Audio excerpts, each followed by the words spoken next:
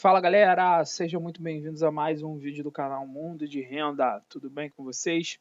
Hoje nós vamos falar sobre o RPR11, o Urca Prime Renda, fundo Ultra High Grade, Ultra High Yield, desculpe, da Urca, né?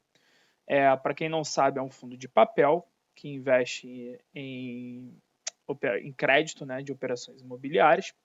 E ele é um fundo ultra high yield, né? Não existe essa classificação, é uma brincadeira minha aqui, mas é um fundo que carrega um risco bastante elevado, tá, no seu portfólio. Ele investe em operações com risco bastante elevado e, consequentemente, tem uma taxa muito elevada, o que faz com que ele pague gordos e generosos aí rendimentos. Pelo menos historicamente ele vem pagando isso, tá? Chegando até anos aí pagando quase 20% de dividend yield.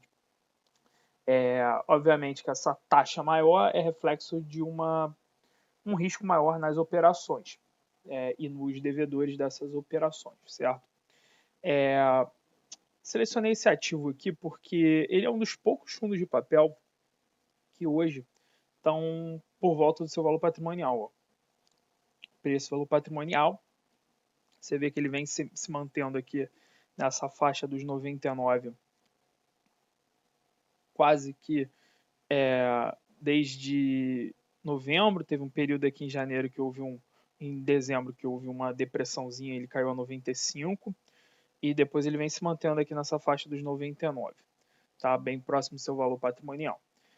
Provavelmente é por conta desse histórico, né, de distribuições bastante elevadas, né, que ele sempre fez.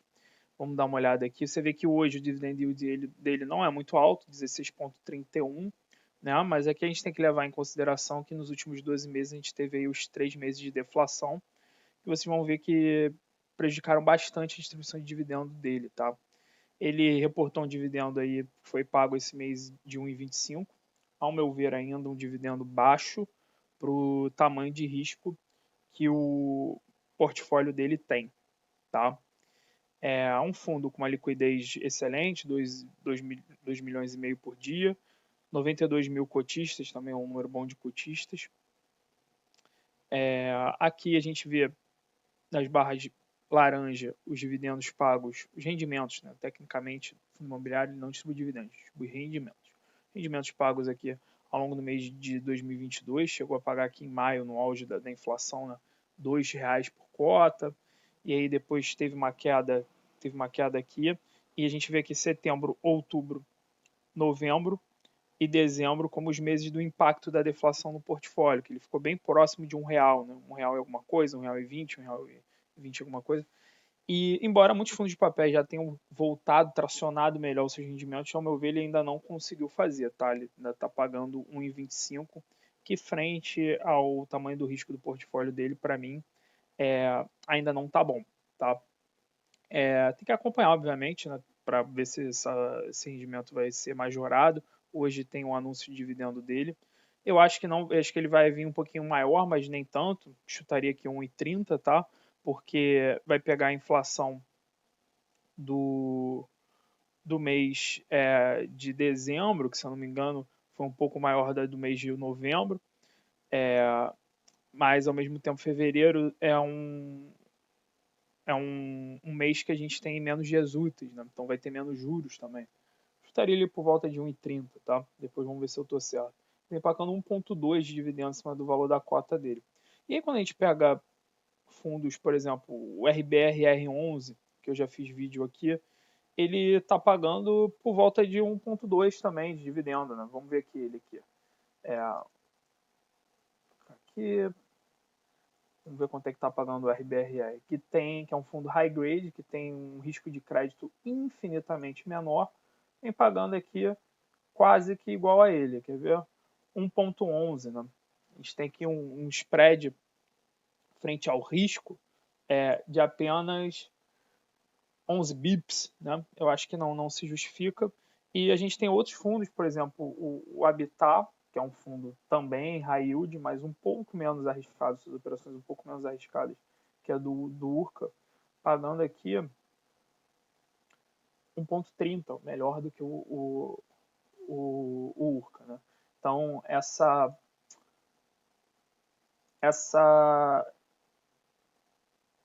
esse price action da cota, né, de não ter perdido muito o valor patrimonial dele, acabou criando uma distorção de mercado, ao meu ver. Assim, o fundo, frente a outros pares dele, está caro frente ao nível de crédito que ele tem dentro da carteira.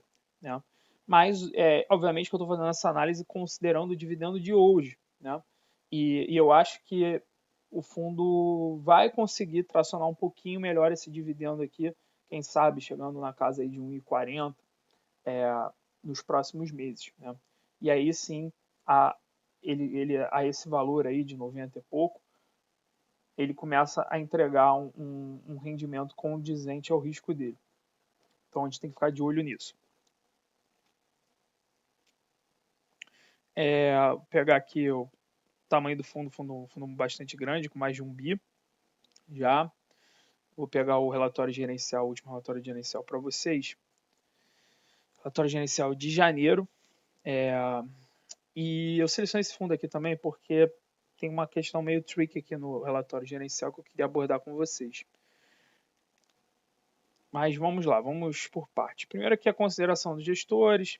Eles estão nesse processo, eu já tinha feito um vídeo aqui dele para vocês lá atrás, então esse vídeo é uma atualização. Eles estão no processo de reciclagem da carteira, né, porque eles entendem que hoje, para o nível de risco que o fundo quer assumir, eles têm que vender algumas operações e comprar outras com uma taxa melhor. Né? Estão nesse processo de reciclagem, né? Vendendo algumas operações que a taxa já não faz mais tanto sentido, tentando vender bem para comprar umas com taxa que fazem mais sentido para ele. Então, estão nesse processo de reciclagem. Pelo que eu entendi aqui, eles estavam com um nível de caixa bem elevado, agora já não estão mais, tá? Aqui você vê que ele fez uma reservazinha aqui de 3 centavos por cota do último rendimento, bem pouquinho, né? Considerando que essa é a reserva total, inclusive, dele.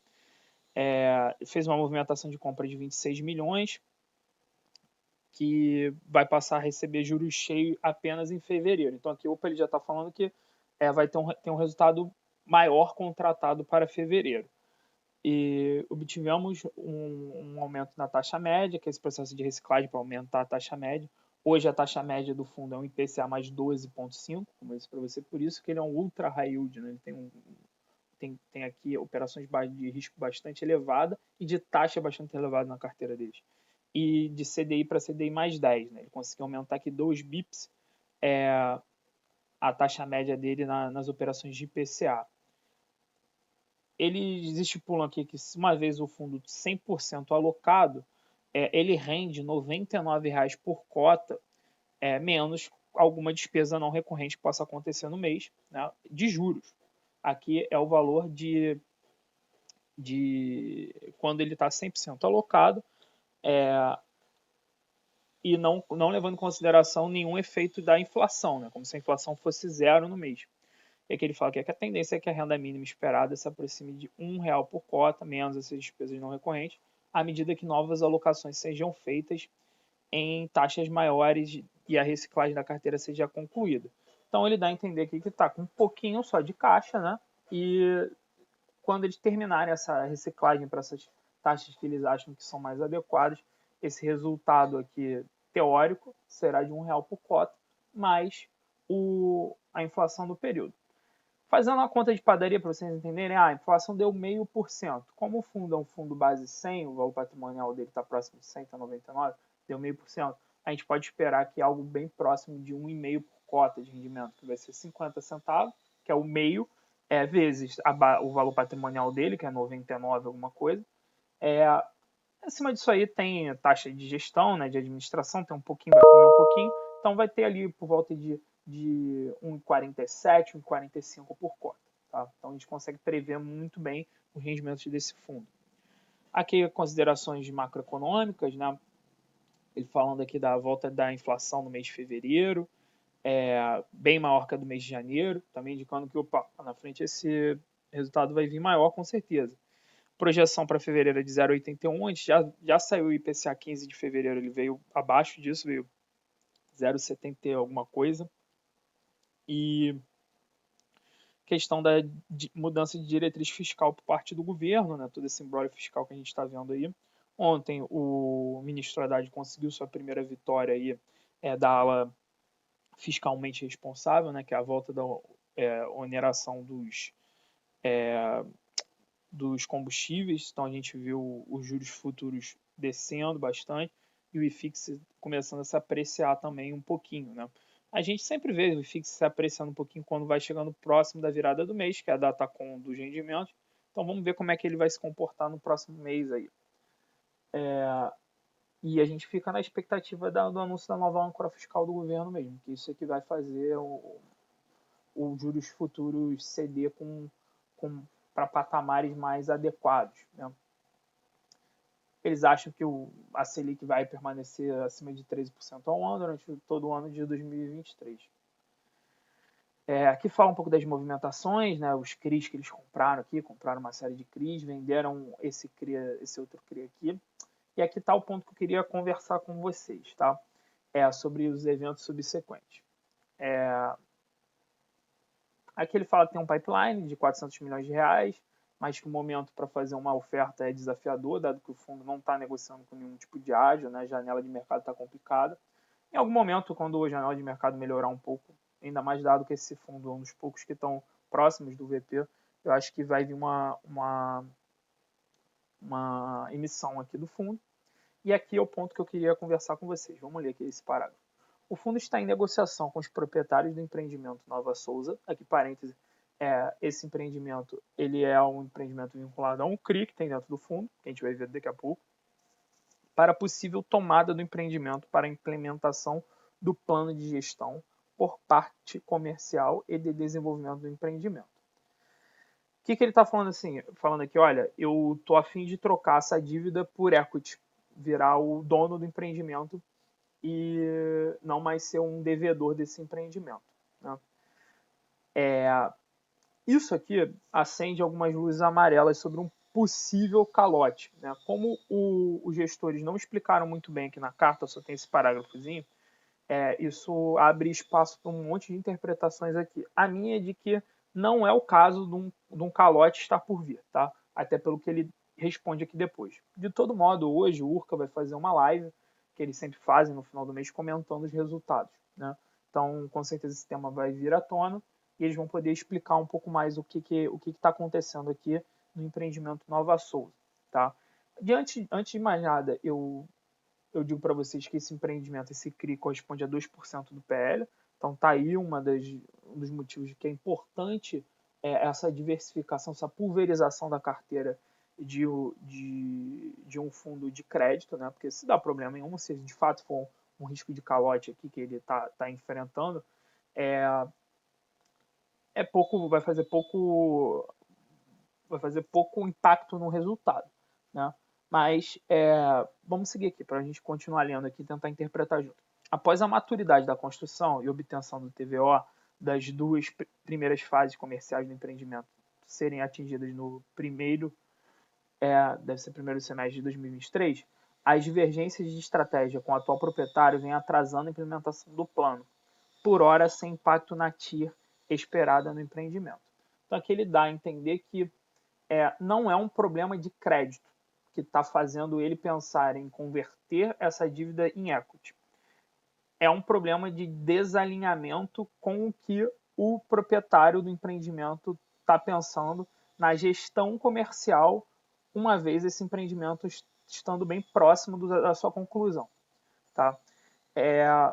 De todo modo, essa conversão de dívida em equity, ela se provou já ao longo do tempo em fundos de CRI um péssimo negócio. Porque o fundo ele sabe fazer gestão de crédito, não sabe fazer uma gestão comercial, vender imóvel e tudo mais. Isso tudo está fora um pouco da expertise do fundo.